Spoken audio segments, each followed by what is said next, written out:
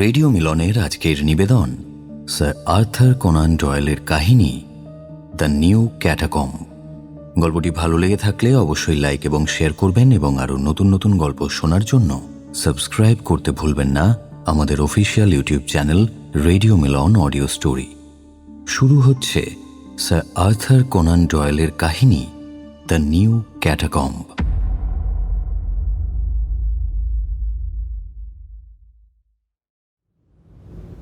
Roman পুরাকীর্তির দুই বিখ্যাত গবেষক বসে আছেন কেনেডির আরামদায়ক কক্ষে, যার জানালা থেকে করোসা রোডের দৃশ্য দেখা যায়।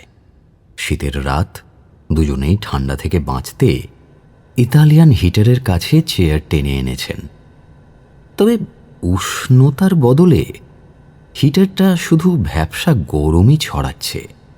বাইরে উজ্জ্বল শীতের নক্ষত্রের নিচে আধুনিক রোম, বৈদ্যুতিক বাতির দীর্ঘ সারি, আলোকোজ্জ্বল ক্যাফে, দ্রুতগামী গাড়ি আর ফুটপাথে ভিড়।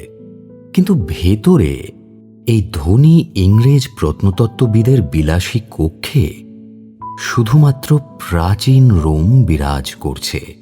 দেওয়ালে ঝুলছে ফাটল ধরা প্রাচীন ফ্রিজ, কোনায় সেনেটর ও সৈনিকদের ধূসর মূর্তি, যুদ্ধংদেহী মাথা, কঠিন নিষ্ঠুর মুখাবয়ব। সেন্টার টেবিলে শিলালিপি, ভগ্নাংশ আর অলঙ্কারের স্তূপের মাঝে কারাকালের স্নানাগারের বিখ্যাত পুনর্নির্মিত মডেল দাঁড়িয়ে আছে, যে বার্লিনের প্রদর্শনীতে সাড়া জাগিয়েছিল। ছাদ থেকে ঝুলছে অ্যাসপেরাই আর মূল্যবান টার্কিশ কার্পেটে ছড়ানো পুরাকীর্তির নিদর্শন। প্রতিটা জিনিসই অসম্ভব দুর্লভ এবং মূল্যবান। কেনেডির বয়স 30 পেরোয়নি, কিন্তু রোমান পুরাকীর্তিতে ইউরোপ জোড়া খ্যাতি তার উপর তার হাতে অঢেল টাকা, যা হয় গবেষকের শক্তিকে নিষ্ক্রিয় করে, নয়তো তাকে খ্যাতির দৌড়ে এগিয়ে নিয়ে যায়। মাঝে মধ্যে কেনেডি আনন্দবিলাসে ডুবে পড়লেও তার মন তীক্ষ্ণ, দীর্ঘ মনোযোগ দিয়ে কাজ করে যায় সে, এবং শেষে ক্লান্তিতে ভেঙে পড়ে। তার সুদর্শন মুখ, উঁচু সাদা কপাল, তীক্ষ্ণ নাক এবং কিছুটা শিথিল ঠোঁট তার চরিত্রের শক্তি এবং দুর্বলতার সমন্বয়কেই প্রকাশ করে। তার সঙ্গী জুলিয়াস বার্গার সম্পূর্ণ বিপরীত। জার্মান বাবা এবং ইতালিয়ান মায়ের মিশ্র রক্তে জন্ম তার। উত্তরের কঠোরতা দক্ষিণের কোমলতায় মিশেছে। নীল জার্মান চোখ জ্বলছে রোদে পোড়া মুখে, ওপরে চওড়া কপাল, যার চারপাশে ঘন হলুদ কোঁকড়ানো চুল, শক্ত চোয়াল, ক্লিন শেভড। কেনেডি প্রায় বলতো এটা তার ঘরের কোণের রোমান মূর্তিগুলোর কথা মনে করিয়ে দেয়। জার্মান দৃঢ়তার নিচে লুকিয়ে আছে ইতালিয়ান কূটবুদ্ধি, কিন্তু হাসি এত আন্তরিক, চোখ এত স্পষ্ট যে বোঝা যায় এটা শুধু বংশগত বৈশিষ্ট্য, চরিত্রের নয়। বয়স এবং খ্যাতিতে সে ইংরেজ বন্ধুর সমকক্ষ, কিন্তু জীবন এবং কাজ দুটোই তার জন্য অনেক বেশি কঠিন।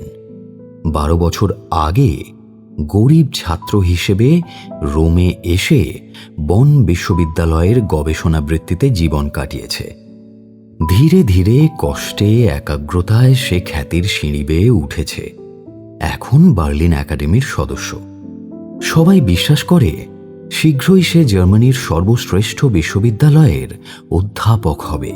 কিন্তু এই একাগ্রতা তাকে কেনেডির সমকক্ষ করলেও সামাজিকতায় সে একেবারে পিছিয়ে। পড়াশোনার ফাঁকে সে কখনো সামাজিক রীতিনীতি শেখেনি। শুধু নিজের বিষয়ে কথা বললে তার মুখে প্রাণ ফিরে আসে, নইলে সে নীরব।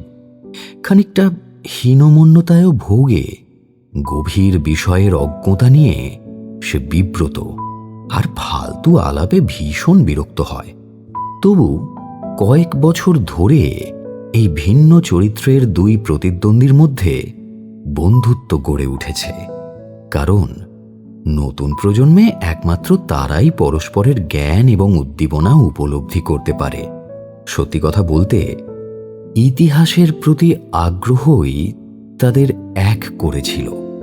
বার্গারের সরলতা কেনেডিকে মজা দিত, আর কেনেডির প্রাণশক্তি বার্গারকে মুগ্ধ করত। কিন্তু এখন কেনেডি কিছুটা কলঙ্কিত। একটা সম্পর্ক, একটা প্রেম কাহিনী যার বিস্তারিত বিশেষ কেউ জানে না, তা কেনেডির নির্মমতাকে প্রকাশ করেছে। স্বভাবতই বন্ধুরা এতে হতবাক হয়েছে। তবে শিল্পী গবেষকদের বন্ধুচক্রে এসব নিয়ে কোনো কঠোরতা নেই। কেউ কাঁধ ঝাঁকালেও মূলত কৌতূহল বা ঈর্ষাই কাজ করে। কেনেডি বার্গারের শান্ত মুখের দিকে তাকিয়ে বলল, শোনো বার্গার, আমি সত্যিই চাই তুমি আমাকে বিশ্বাস করো। এই বলে মেঝের গালিচার দিকে হাত বাড়ালো কেনেডি। সেখানে রয়েছে ক্যাম্পানিয়ার হালকা বেতের তৈরি ফলের বাক্স ভরা টুকরো শিলালিপি, ভাঙা মোজাইক, ছেঁড়া প্যাপিরাস, মরচে ধরা গয়না। বিশেষজ্ঞ ছাড়া অন্য কেউ এগুলোকে আবর্জনাই ভাবত। কিন্তু এগুলোর মধ্যেই সমাজ বিকাশের হারানো সূত্র লুকিয়ে আছে। জিনিসগুলো বার্গার এনেছে, আর কেনেডির চোখে ক্ষুধা। বার্গার একটা সিগার ধরালো।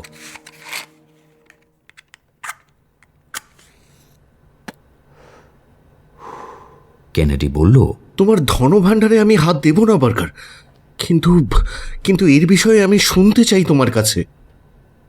এটা নিঃসন্দেহে একটা যুগান্তকারী আবিষ্কার। এই শিলালিপি গোটা ইউরোপকে কাঁপিয়ে দেবে। বলো কি বার্গার? এখানে যা আছে তারও লক্ষ গুণ আছে সেখানে, যে জায়গাটা তুমি আবিষ্কার করেছো। সেখানে এত নিদর্শন আছে যে সেসবের গবেষণায় 1 ডজন গবেষক সারা জীবন কাটিয়ে দিতে পারে, আর নিজেরা বিখ্যাতও হতে পারে। তুমি তো সবটা নিজেই ফাঁস করে দিলে বার্গার। তোমার কথার মানে তো একটাই, তুমি একটা নতুন ক্যাটাকম খুঁজে পেয়েছো। আমি জানতাম কেনেডি, তুমি এই জিনিস দেখেই বুঝে ফেলবে। হ্যাঁ, ইঙ্গিত পাওয়া যাচ্ছিল বটে, কিন্তু তোমার শেষ কথায় আমি নিশ্চিত হলাম। কোনো ক্যাটাকম ছাড়া আর কোথাও এত নিদর্শন থাকতে পারে না। ঠিক তাই, এতে রহস্যের কিছু নেই। আমি সত্যিই নতুন একটা ক্যাটাকম খুঁজে পেয়েছি। কোথায়? সেটাই যে আমার রহস্য কেনেডি। জায়গাটা এতটাই গোপন যে অন্য কারো পক্ষে খুঁজে পাওয়ার সম্ভাবনা প্রায় নেই বললেই চলে। সময়ের দিক দিয়ে এই ক্যাটাকমটা অন্য সবগুলোর চেয়ে আলাদা। এটা শুধু সমাজের উপরতলার খ্রিস্টানদের সমাধির জন্য, তাই নিদর্শনগুলো আগের চেয়ে সম্পূর্ণ অন্য রকমের। তোমার জ্ঞান আর শক্তি সম্পর্কে ধারণা না থাকলে, আর তুমি কাউকে বলবে না এই কথা দিলে, তবেই তোমাকে বলতে পারতাম। কিন্তু না ভাই, এত তাড়াতাড়ি নিজের রিপোর্ট তৈরি না করে এত বড় প্রতিযোগিতার মুখে দাঁড়াবো না আমি। কেনেডি ভাবতে লাগলো। তার কপালে ভাঁজ, আঙুল দিয়ে গোঁফের দুপাশ টানছে। কেনেডির পুরাকীর্তি প্রেম প্রায় একরকমের উন্মাদনা। ধনী এবং বিলাসী জীবনেও যা তাকে টিকিয়ে রেখেছে।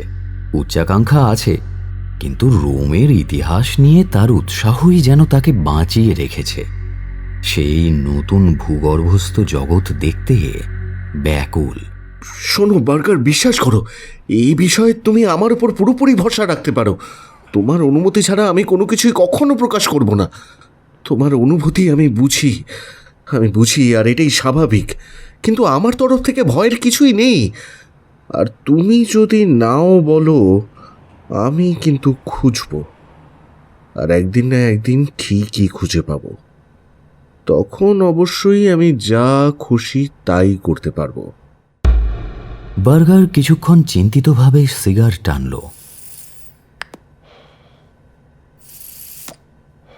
তোমার কাছে কোনো গুরুত্বপূর্ণ তথ্য চাইলে তুমি তো সবসময় দাও না কেনেডি। তুমি চেয়েছো আর আমি দিইনি, এমন কখনো হয়েছে? এই তো মনে আছে, সেই ভেস্টাল ভার্জিনদের মন্দির নিয়ে তোমার পেপারের জন্য আমি তথ্য দিয়েছিলাম।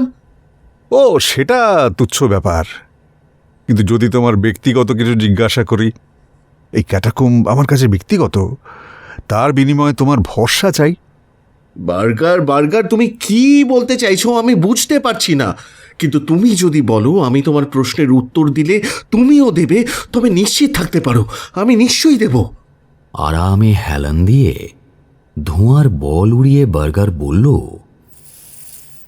তবে মিস মেরি স্যান্ডারসনের সাথে তোমার সম্পর্কের সব কথা আমায় বলো তো কেনেডি। কেনেডি লাফিয়ে উঠে রুদ্ধ দৃষ্টিতে তাকালো বার্গারের দিকে। মানেটা কি? এটা কি রকম প্রশ্ন তোমার? তুমি কি মজা করছো আমার সাথে? এই বিষয়টা কিন্তু মোটেও মজার নয়। মজা নয় কেনেডি, আমি সত্যি সবটা শুনতে চাই। আসলে সমাজ, নারী, এই বিষয়ে আমার জ্ঞান একটু কম। অথচ অজানা বিষয়ের মতো এটা আমাকে টানে, জানো তো। তোমাকে চিনি, তাকেও চিনি, দু একবার কথা বলেছি, তাই তোমার মুখেই শুনতে চাই কি হয়েছিল। না, একটা কথাও বলবো না। বলবে না? ঠিক আছে, বলো না। পরীক্ষা করছিলাম আমার ক্যাটাকুম্বের রহস্য বলার মতো সহজে তুমি কি তোমার রহস্য বলবে। বললে না, আমি আশাও করিনি। তাহলে তুমি কেন অন্যরকম আশা করছো? বেশ, এখন আমার ফেরার সময় হলো, চলি তবে, কেমন? আরে না না, অপেক্ষা করো অপেক্ষা করো বার্গার। এটা কিন্তু তোমার আজও ইচ্ছে। কোথাকার একখানা জ্বলে পুড়ে ছাই হয়ে যাওয়া প্রেমের গল্প শুনবে? আর যেসব লোক এটা শুনে মজা পায় তাদের আমি নীচ বলে মনে করি। নিশ্চয়ই, যদি কেউ কারো অজানা কথা বলে, কিন্তু এই ঘটনা তো গোটা রোম জানে। মেরি স্যান্ডারসনের কোনো ক্ষতি হবে না। তবে তোমার সংকোচ হচ্ছে আমি মানি। চলি, ভালো থেকো। দাঁড়াও বার্গার, দাঁড়াও। কেনেডি বার্গারের হাত চেপে ধরল। আমি আমি এই ক্যাটাকম্বের জন্য পাগল হয়ে গেছি। এত সহজে আমি ছাড়বো না তোমাকে। আচ্ছা বেশ, অন্য কিছু জিজ্ঞাসা করো, একটু কম আজব কিছু। দরজার দিকে এগোতে এগোতে বার্গার বলল, না, তুমি ওই বিষয়ে কিছু না বললে আমার মনে হয় এই প্রসঙ্গটা এখানেই শেষ করা ভালো। বার্গারকে দরজার দিকে এগিয়ে যেতে দেখে কেনেডি শেষ মুহূর্তে লাফিয়ে উঠল। আরে দাঁড়াও দাঁড়াও বন্ধু, তুমি সত্যিই আজব। বেশ, এটাই যদি তোমার শর্ত হয় তবে আমি মানছি। আমি মেয়েদের নিয়ে কথা বলা আমি বিশেষ পছন্দ করি না, কিন্তু এই বিষয়ে যেহেতু সবাই জানে, তাই তুমি যা জিজ্ঞাসা করতে চাও করো। বার্গার ফিরে এসে চেয়ারে বসল। আরেকটা সিগার দেবে? কাজের সময় ধূমপান করি না, কিন্তু গল্প করতে মজা লাগে। আচ্ছা, সেই তরুণীর কি হলো, যার সাথে তোমার ওই অ্যাডভেঞ্চার? কেনেডি কাঁধ ঝাঁকালো। তারা তো এখন নিজেদের বাড়িতেই আছে। ইংল্যান্ডে? কোথায়? লন্ডন? না, টুইকেনহ্যামে। কৌতূহলের জন্য ক্ষমা করো, আসলে আমার দুনিয়াদারি নেহাতি কম, জানো তো। কোনো মেয়েকে নিয়ে 3 সপ্তাহ ঘোরা, তারপর টুইকেনহ্যামে ফেরত পাঠিয়ে দেওয়া, এসব আমি ঠিক বুঝতে পারি না। যেমন তুমি যদি তাকে সত্যি ভালোবাসতে, 3 সপ্তাহে সেই ভালোবাসা মিটে যেত না, তাহলে বোঝা যায় আসলে সেটা ভালোবাসাই নয়। তাহলে এত কেলেঙ্কারি করে নিজের ক্ষতি, তার জীবন নষ্ট কেন করলে? প্রশ্নটা যুক্তিসঙ্গতই বটে, তবে কি জানো তো বার্গার, ভালোবাসা একটা বিশাল শব্দ, নানান অনুভূতির মিশেল। সে সুন্দরী ছিল, আর তুমি তো দেখেছই। কিন্তু এখন ভাবি আসলে তাকে কখনোই ভালোবাসিনি আমি। তাহলে কেন এমন করলে? অ্যাডভেঞ্চারের নেশা। তাই তুমি অ্যাডভেঞ্চার ভালোবাসো? জীবনে বৈচিত্র্য আনতে চাই বন্ধু, বৈচিত্র্য। প্রথমে শুধু এই অ্যাডভেঞ্চারের জন্যই তাকে আমার দিকে টানলাম। অনেক স্বীকার করেছি, কিন্তু সুন্দরী নারীর শিকারের মতো নেশা আর কিচ্ছুতে নেই। বাধাও ছিল, লেডি এমিলি রুডের মতো সঙ্গী সারাক্ষণ তার সাথে থাকায় তাকে একা পাওয়া প্রায় সম্ভবই ছিল না। আর তাছাড়া সে যে বাগদত্তা, এটাই যেন তাকে সবচেয়ে বেশি আকর্ষণীয় করেছিল। বাগদত্তা? কার? নাম বলেনি। কেউ জানে না বলছো? তাহলে তো অ্যাডভেঞ্চার আরো রোমাঞ্চকর হলো। হ্যাঁ, কি বলো? মশলা আরও বাড়লো। আচ্ছা, তোমার কি মনে হচ্ছে? আমি এসবে একেবারেই অজ্ঞ। বন্ধু, প্রতিবেশীর গাছের আপেল যে নিজের গাছের আপেলের চেয়ে অনেক বেশি মিষ্টি লাগে এ তো সবাই জানে। আর সে যে আমায় পছন্দ করত। এত তাড়াতাড়ি? না, মাসখানেক সময় লেগেছিল, শেষে গিয়ে জয়ী হলাম। তাকে বুঝিয়েওছিলাম যে স্ত্রীর থেকে বিচ্ছিন্ন হয়ে তাকে বিয়ে করতে পারবো না। তবুও সে রাজি হলো। দিনগুলো বেশ ভালোই কাটছিল। আর সেই যুবকের কি হলো? যোগ্যতমের ঊর্ধ্বতন ভাই। সে যদি সত্যি ভালো হতো, মেরি তাহলে তাকে ছাড়তো না। নাও, এবার বিষয়টা শেষ করো দেখি। বড্ড একঘেয়ে আর প্যানে এটা।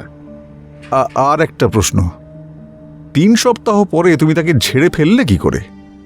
আসলে আমাদের দুজনের উৎসাহই কমে গিয়েছিল। মেরি রোমে ফিরে পুরনো পরিচিতদের মুখ দেখতে রাজি ছিল না, অথচ রোমে আমার কাজ, আমিও ফিরতে চাইছিলাম। তার উপর লন্ডনের হোটেলে ওর বাবা এসে হাজির। পরিবেশ খুবই অশান্তিপূর্ণ হয়ে উঠল। প্রথমে তার অভাব বোধ করলেও শেষে কিন্তু মুক্তি পেয়ে বেশ স্বস্তিই পেয়েছিলাম। এখন প্রতিজ্ঞা করতো কাউকে কিচ্ছু বলবে না। আহা কেনেডি, স্বপ্নেও না। কিন্তু তোমার দৃষ্টিভঙ্গি জানতে পেরে ভালো লাগলো। বেশ, এখন আমার সেই নতুন ক্যাটাকুম্বের কথা শোনো। বিস্তারিত বর্ণনা দিয়ে লাভ নেই, দিলেও কখনো খুঁজে পেতে না। একমাত্র উপায় হলো যদি আমি তোমায় নিয়ে যাই। বাহ, চমৎকার। নিয়ে যাব। কখন যাবে? মানে কখন যেতে পারবে? যত তাড়াতাড়ি সম্ভব।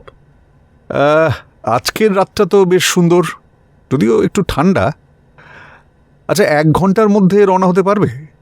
তবে গোটা বিষয়টা কিন্তু গোপন রাখতে হবে, নয়তো কেউ দেখে ফেললে সন্দেহ করবে। তাহলে তো সাবধান থাকতে হবে। জায়গাটা কত দূর এখান থেকে? কয়েক মাইল। তবে তো হেঁটে যাওয়াই ভালো, নাকি? একদমই তাই। মাঝ রাতে নির্জন স্থানে নামলে ট্যাক্সিওয়ালা আবার সন্দেহ করতে পারে, তাই না? বেশ, তবে তাই হোক।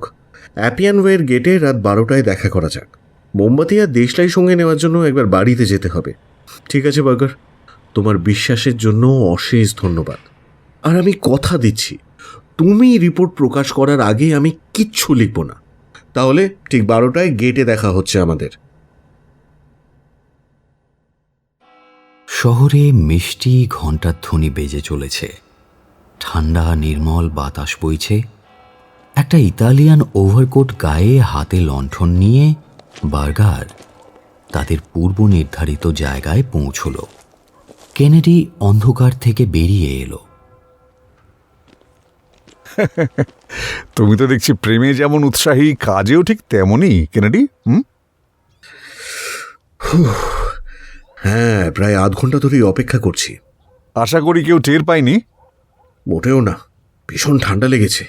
চলো দ্রুত হাঁটি, তাহলে শরীর একটু গরম রাখা যাবে, বুঝলে? চলো। পাথুরে রাস্তায় তাদের পায়ের শব্দ স্পষ্ট। দুনিয়ার বিখ্যাত এই রাস্তার এখন এই করুণ দশা। 1-8 কৃষক, কয়েক গাড়ি কৃষিজ দ্রব্য, এটুকুই শুধু চোখে পড়ল। বিশাল সমাধি মন্দিরের ছায়া দুপাশে অন্ধকারে ভাসছে। ধীরে ধীরে তারা সেন্ট ক্যালিক্সটাসের ক্যাটাকম্ব পেরিয়ে চন্দ্রালোকিত সিসিলিয়া মেটালের গোলাকার দুর্গ দেখতে পেল। বার্গার হঠাৎ থামল, কেনেডির হাত চেপে ধরে বলল, তোমার পা লম্বা, হাঁটা চলায় অভ্যস্ত। আমার মনে হয় এখান থেকেই পথটা ঘুরে গেছে। হ্যাঁ, ওই ট্রাটোরিয়ার পাশ দিয়ে। পথটা সরু, আমি বরং আগে যাই, তুমি পেছনে পেছনে এসো, কেমন? লণ্ঠনের আলোয় তারা ক্যাম্পানিয়ার জলাভূমির সংকীর্ণ পথে চলল। প্রাচীন রোমের অ্যাকোয়াডাক্ট চাঁদের আলোয় বিশাল আকৃতি এক শুঁয়োপোকার মতো দেখতে লাগছে। বিশাল খিলানের নিচের পথ ধরে ধ্বংসপ্রায় অ্যারেনার বৃত্ত পেরিয়ে একটা নির্জন গোয়াল ঘরে এসে পৌঁছল তারা। বার্গার চাবি বের করল। কেনেডি বলল, তোমার ক্যাটাকুম্ব এই গোয়াল ঘরের ভিতরে নয় নিশ্চয়ই? ঢোকার রাস্তাটা এইখানেই। এটাই রক্ষে যে কেউ খুঁজে পাবে না। মালিক জানে? হুম, জানে না। ও কয়েকটা জিনিস পেয়েছিল, সেই জিনিসগুলো দেখেই আমি নিশ্চিত হয়েছিলাম যে প্রবেশপথটা তার বাড়ির নিচেই। তাই জায়গাটা ভাড়া নিয়ে খনন শুরু করি। ভেতরে এসো, ভেতরে এসো, দরজা বন্ধ করো। লম্বা খালি ঘর, একদিকে গরুর গোয়াল। বার্গার লণ্ঠনটা মেঝেতে রেখে ওভারকোট দিয়ে সেটা ঘিরে দিল। আলোটাকে শুধু একদিকে যেতে দিল। নির্জন জায়গায় আলো দেখলে সন্দেহ হবে, তাই এই ব্যবস্থা। কেনেডি, এই তক্তাগুলো সরাতে সাহায্য করো তো আমাকে। কোণের মেঝের তক্তাগুলো খুলে ফেলল। নিচে পাথরের সিঁড়ি নেমে গেছে পৃথিবীর গভীরে। বার্গার সতর্ক করল কেনেডিকে, সাবধান, নিচে একটা খরগোশের গর্তের মতো আছে। এখানে পথ হারালে ফেরার সম্ভাবনা 1% মোটে। হ্যাঁ, দাঁড়াও দাঁড়াও, আলোটা নিয়ে আসি।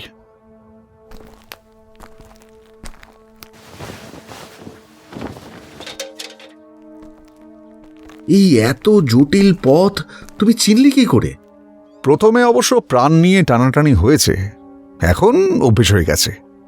উপায় আছে, কিন্তু অন্ধকারে হারিয়ে গেলে বেরোনো সত্যি অসম্ভব।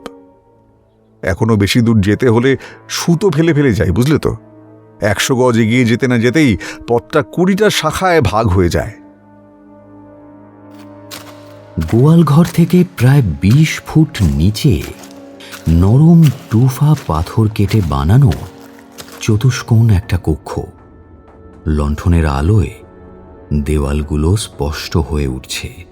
চারিদিকের অন্ধকার গলি যেন মাকড়সার জাল। বার্গার বলল, শোনো, খুব কাছাকাছি থেকো, পথে নেমো না কিন্তু। যেখানে নিয়ে যাব সেখানে সব কিছু পেয়ে যাবে, সেই সাথে সময়ও বাঁচবে, কেমন? তারা একটা গলি দিয়ে এগিয়ে গেল। প্রাচীন রোমের খ্রিস্টানরা এমিগ্রেন্ট জাহাজের বার্থের মতো দেওয়ালে সমাহিত। শুকনো মমের মুখে হলুদ আলো, খুলি, হাড় সবই অক্ষত। কেনেডি এক ঝলকে শিলালিপি, সমাধিপাত্র, চিত্র সব দেখে নিল। বুঝতে পারল এটাই সবচেয়ে প্রাচীন এবং সমৃদ্ধ ক্যাটাকম্ব, যা কোনো গবেষক এখনো পর্যন্ত খুঁজে পায়নি। আলো নিভে গেলে কি হবে বার্গার? আরেকটা মোমবাতি আর দেশলাই পকেটে আছে। তোমার কাছে দেশলাই আছে? না, কিছু দাও আমায়। দিচ্ছি, তবে আমরা কিন্তু আলাদা হব না কেনেডি, কেমন? মনে থাকবে। আর কত দূর? মনে হচ্ছে অন্তত 1/4 মাইল তো হেঁটে ফেলেছি। তার চেয়ে বেশি। এই সমাধির কোনো শেষ নেই। এখানে পথ ভীষণ জটিল, প্রয়োজনে সুতো ব্যবহার করা যাবে। একটা পাথরে সুতো বেঁধে বাকিটা কোটের পকেটে রেখে দিল সে। কেনেডি বুঝল পথ ক্রমশ জটিল থেকে জটিলতর হচ্ছে। শেষে বিশাল এক গোলাকার কক্ষ।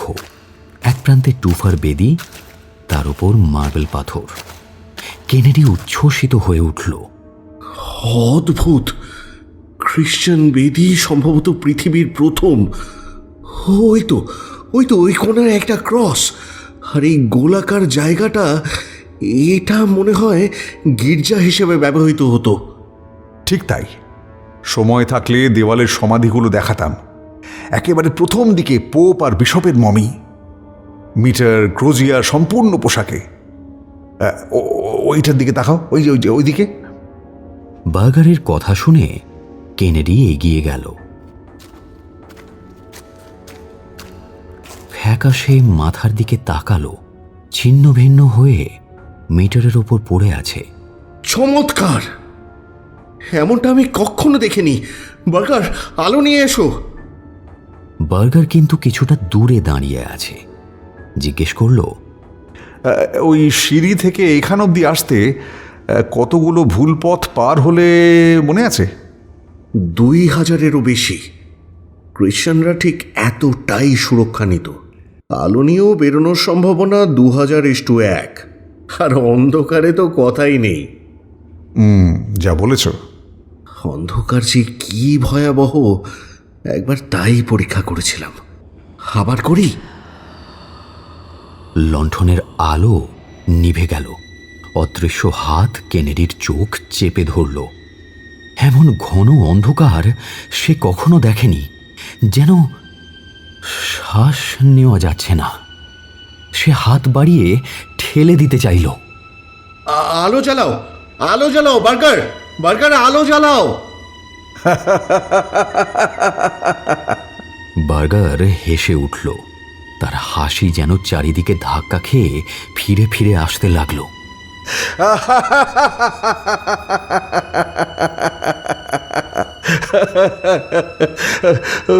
ঘাবড়ে গেছো নাকি, হ্যাঁ কেনেডি?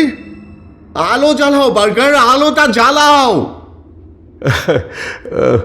মজার ব্যাপার কি জানো, তুমি কোন দিকে বুঝতেই পারছি না।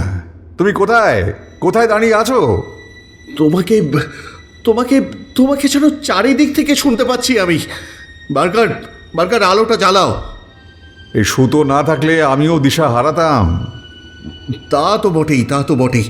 এখন আলোটা জ্বালাও তো। শোনো কেনেডি, দুটো জিনিস তুমি খুব পছন্দ করো: অ্যাডভেঞ্চার আর যে কোনো বাধা অতিক্রম করা।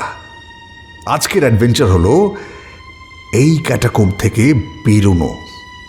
বাধা হলো এই অন্ধকার আর 2000 ভুল পথ। তাড়াহুড়ো করো না, হাতে যথেষ্ট সময় আছে।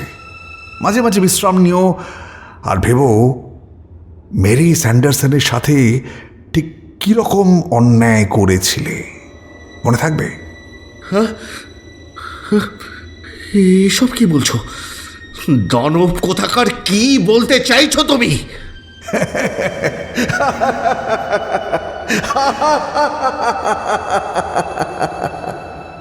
কেনেডি যেন অন্ধকারে চোরকির মতন পাক খাচ্ছে। কেনেডির প্রশ্নের জবাবে একটা খলখলে হাসি ভেসে এলো। বার্গার বলল, বিদায় কেনেডি, বিদায়। চললাম। তোমার কথাতেই প্রমাণ হয়েছে যে মেরির প্রতি তুমি অন্যায় করেছো। হ্যাঁ, একটা জিনিস তুমি কিন্তু জানতে না কেনেডি। মেরি স্যান্ডারসন বাগদত্তা ছিল এক গরিব কুশ্রী ছাত্রর, হ্যাঁ, ভীষণ কুশ্রী, যার নাম কি জানো? তার নাম জুলিয়াস বার্গার।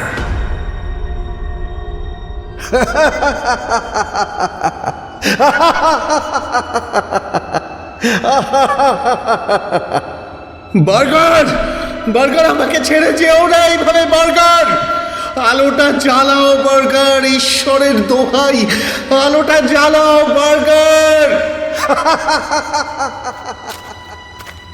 কথাগুলো ধীরে ধীরে মিলিয়ে যেতে থাকে।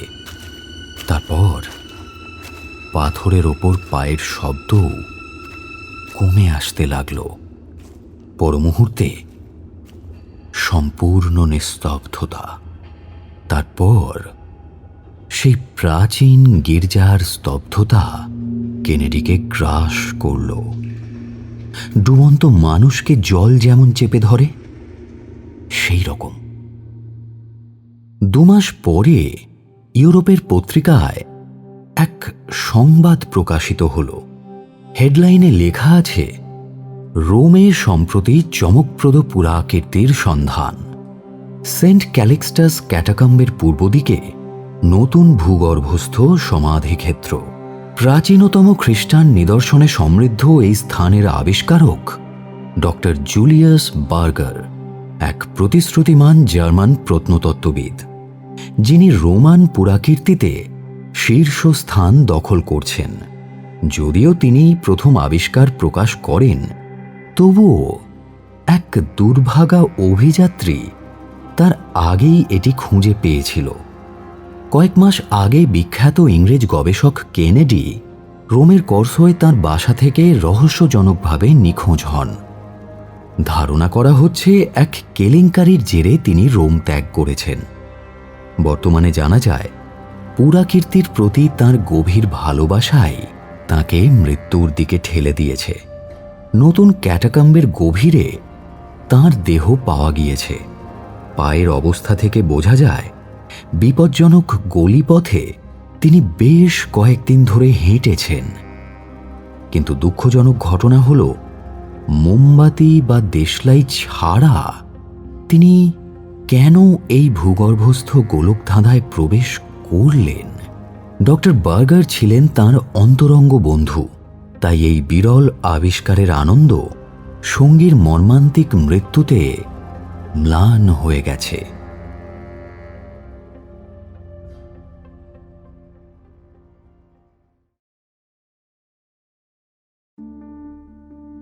এতক্ষণ আপনি শুনছিলেন স্যার আর্থার কোনান ডয়েলের কাহিনী the new catacomb, only on radio Milan audio story. গল্পটি ভালো লেগে থাকলে অবশ্যই লাইক এবং শেয়ার করবেন, এবং আরও নতুন নতুন গল্প শোনার জন্য সাবস্ক্রাইব করতে ভুলবেন না আমাদের official YouTube channel radio Milan audio story. আগামী সপ্তাহে আরও একটি নতুন গল্প নিয়ে হাজির হব আমরা। শুনতে থাকুন রেডিও মিলন অডিও স্টোরি।